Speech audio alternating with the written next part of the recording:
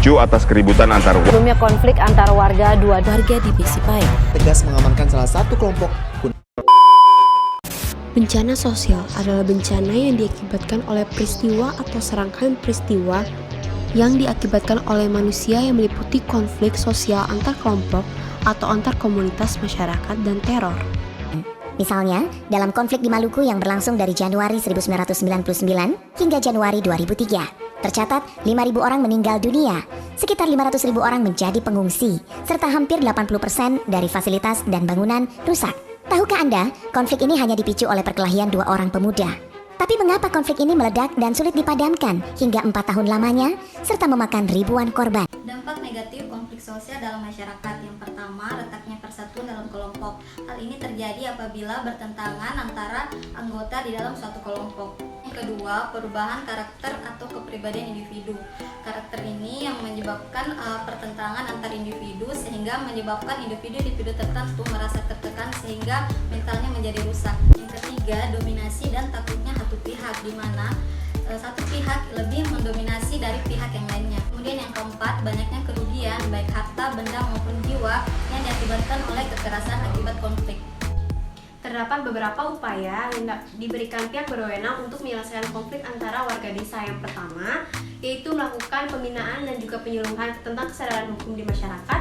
Yang kedua, menghadirkan pihak-pihak yang bermasalah untuk mengajak diskusi. Kemudian yang ketiga, menghadirkan pihak ketiga sebagai penengah. Dan juga yang terakhir, dengan melakukan kegiatan siskamling. Triase adalah proses pemilahan penderita berdasarkan tingkat kegalauan dan kebutuhan akan pertolongan life saving. Pasien prioritas adalah mereka yang memiliki kemungkinan besar untuk selamat. Sistem triase dikategorikan menjadi 4 warna. Warna pertama yaitu warna merah, di mana pasien-pasien yang berada di area berwarna merah atau area resusitasi adalah pasien-pasien dalam keadaan yang mengancam jiwa dan harus ditangani dengan segera.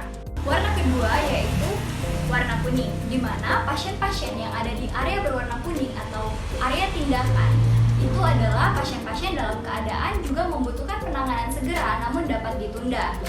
Warna ketiga adalah warna hijau, di mana pasien-pasien yang berada di area berwarna hijau atau area observasi adalah pasien-pasien yang masih dapat melakukan kegiatannya masing-masing atau dapat berdiri. Terakhir adalah warna hitam, di mana di area berwarna hitam adalah korban-korban yang sudah tidak dapat ditolong lagi atau sudah dalam keadaan meninggal dunia. Terdapat 2 orang korban. Yang pertama terdapat 2 luka tusuk pada bagian paha dan terdapat perdarahan aktif. Terus yang kedua terdapat luka robek pada bagian tangan. Lalu kita lakukan triase untuk mengklasifikasi derajat keparahan luka korban. Yang korban pertama kita berikan pita merah karena terdapat 2 luka tusuk dan terdapat perdarahan aktif. Karena tentunya terjadi tanda-tanda shock yang bisa menyebabkan kematian. Yang kedua kita beri pita warna kuning karena di sini terdapat luka robek tanpa perdarahan aktif.